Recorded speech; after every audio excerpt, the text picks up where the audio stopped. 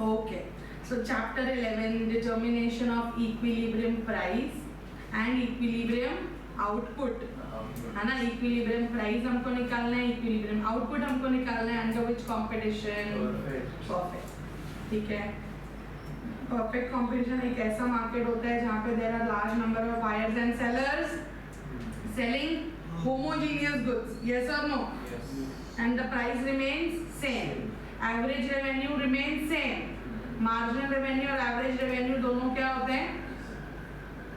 Equal. एक straight line बनती है ना. पढ़े थे ना revenue में कि भूल गए. ठीक है, चलो आ जाओ. Books कहाँ है भैया? Where are your books? Where is your book? Which book? The textbook. ये इसका ये नहीं. Price and output determination under perfect competition, which is short run equilibrium. Short run पता है ना क्या होता है? कि अभी भी याद दिलाना पड़ेगा तुम लोगों को short run. चलो. While dealing with perfect competition model, it is essential to keep separate the concepts of firm and industry. Why do we have to keep the concepts separate? Because firm is a price taker and industry is a price maker. Whatever price is determined by the industry, the firm has to take it. Yes or no? Yes. पता है तुमको, याद है? A firm, as we know, is an individual enterprise, and industry on the other hand is a group of competing firms selling a well-defined product. बहुत सारी firms मिलके क्या बनाती है industry, हाँ या नहीं? Okay. So equilibrium of the industry या price determination. अब मुझे ये बताओ कि industry जो प्राइस डिटरमाइन करती है वो कैसे डिटरमाइन करती है? मैंने बताया था तुम लोगों को कि प्राइस डिटरमाइन कैसे होता है परफेक्ट कंपटीशन में. तो मैंने तुमको बताया था इंडस्ट्री में factors of demand and supply यहाँ पे मीट होते हैं, वहीं पे प्राइस डिटरमाइन होता है और वही प्राइस सारे फर्म्स को लेना पड़ता है. चलो underline.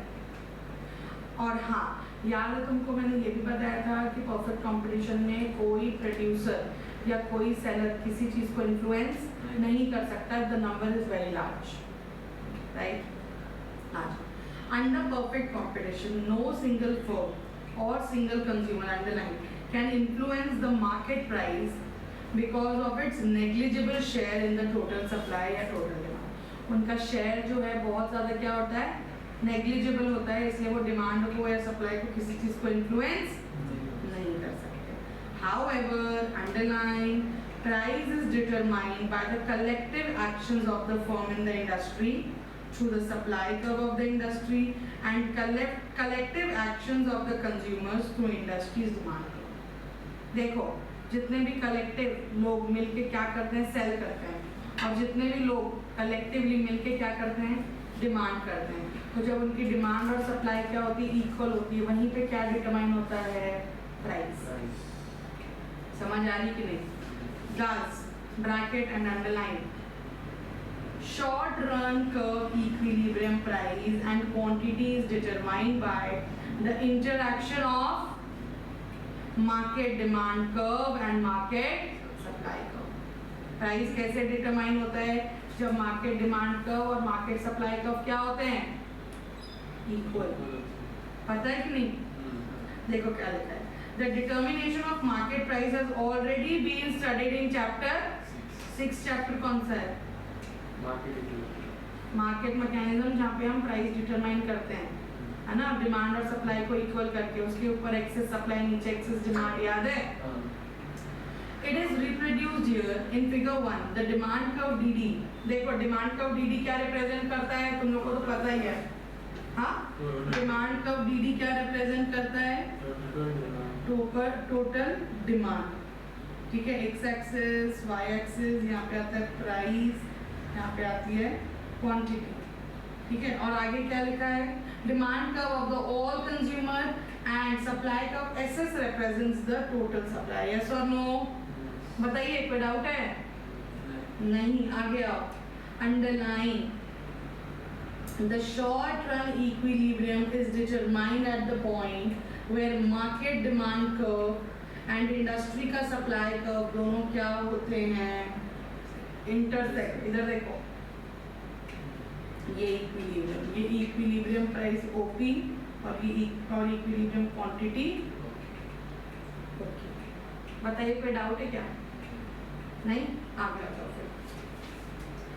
As shown in figure 1 देखेंगे क्या है फिगर 1 में। इंडस्ट्री इज इन इक्विलिब्रियम, यहाँ देखो देखो यहाँ ये जो मैंने बनाया वही है। इंडस्ट्री इक्विलिब्रियम पे कब होती है? पॉइंट ई पे, जहाँ पे डिमांड और सप्लाई क्या हो जाते हैं? इक्वल, हाँ या नहीं? At point E where total market demand and market supply are equal, underline the equilibrium price is what? बताओ इक्विलिब्रियम प्राइस कितना है? ओपी। और इक्विलिब्रियम क्वांटिटी क्या है? पता है कि नहीं तुम लोग को? ये देखो ना यहाँ, बताओ फिर आंसर ही नहीं कर लेते। चलो ब्रैकेट ब्रैकेट बनाइए सर। ये देखो आप तुम लोग, अगर प्राइस बढ़ गया तो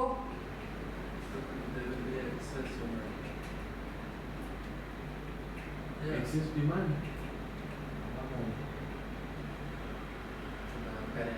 ये बोल रहा है, ठीक है, तेरे को कुछ समझ नहीं आ रहा। इसकी तरह और भी क्यों? वो तो छोड़ो, तुम लोग ये बताओ प्राइस बढ़ेगा तो डिमांड बढ़ेगी कि सप्लाई?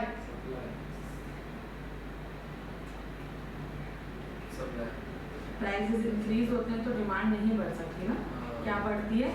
सप्लाई, है ना? तो जब भी प्राइसेस इंक्रीज होते हैं तो कौन सी सिचुएशन आ जाती है?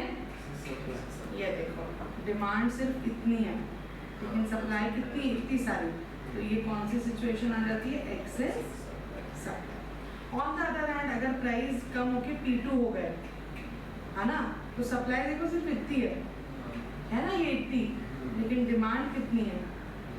इतनी। तो under any price below the equilibrium price causes what? Excess demand, हाँ या नहीं? इसमें किसी को डाउट है क्या? ब्रैकेट बनाओ, ब्रैकेट बनाओ। If price is above OP, say P1, there is excess supply which will pull down the price until it reaches the equilibrium. ठीक है, a new bracket. If the price is below OP, which is P2, there is excess demand. Yes or no? As the now the price would rise. Underline. At equilibrium is there is neither excess demand nor excess supply. है क्या? बताओ, नहीं है। इसलिए हम equilibrium कहाँ determine करते हैं? जहाँ पे डिमांड और सप्लाई क्या हो? इक्वल। अंडरलाइन करो। At equilibrium E there is neither excess supply nor excess demand and therefore the price has neither a tendency to fall nor a tendency to rise. Price ना तो fall होगा ना ही क्या होगा? Rise. कोई doubt? But पक्का clear एकदम।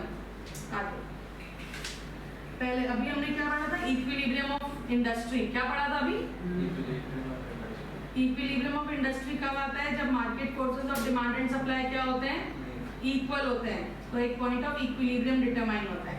अब हमको क्या पढ़ना है? अब हमको पढ़ना है equilibrium of the firm. Firm का इक्विलिब्रियम कैसे आता है? तो फर्म का इक्विलिब्रियम तो वही है जो इंडस्ट्री बोले, क्योंकि फर्म्स क्या होती है? Price takers. ठीक है, underline.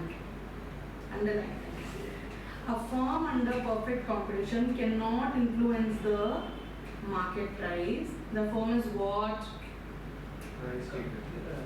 The firm is price taker. Underline. It takes the price as given. बताइए कोई डाउट है? नहीं। अंडरलाइन। ब्रैकेट बनाओ, पॉइंट नंबर 2 लिखो, उसको पॉइंट नंबर 1 लिखो। The individual firm in perfect competition is assumed to be facing a perfectly elastic demand for its product because any variation in its output over the range feasible for it will have such a negligible effect on the total supply and market price that the effect can be safely assumed to be zero. क्या बोल रहा है कि individual firm perfect competition में कैसा demand curve बनाती है? Perfectly elastic. ऐसा कर्व बनता है, ये इंडस्ट्री का है। और ये फर्म का है परफेक्टली इलास्टिक। ये प्राइस जो भी इन्होंने दिया है यहाँ से, यही प्राइस इनको एज इट इज क्या करना पड़ता है, पे करना पड़ता है। हमको पता है प्राइस AR और MR क्या होते हैं, एब्सोल्युटली इक्वल।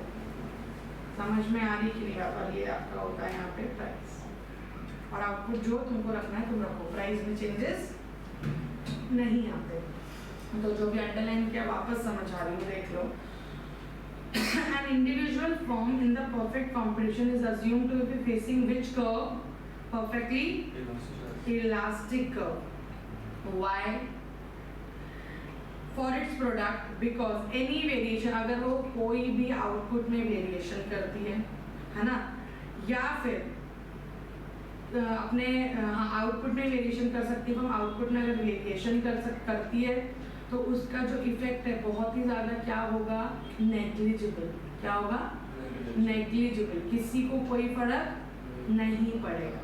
ठीक है, देखो, because any variation in output over the range feasible, मतलब जहाँ जितना भी वो चेंज कर सकती है, for it will have a such negligible effect on total supply कि हम जो चेंजेस होते हैं उनको जीरो के बराबर मानते हैं, है ना, कि आप कोई भी चेंजेस नहीं कर सकते, और आप अगर चेंजेस करते भी हो तो उससे कोई फर्क नहीं पड़ेगा। इसलिए कर्व में कोई चेंजेस नहीं आते, वो परफेक्टली इलास्टिक रहता है, चाहे जितना भी आउटपुट एक फॉर्म प्रोड्यूस करना चाहे।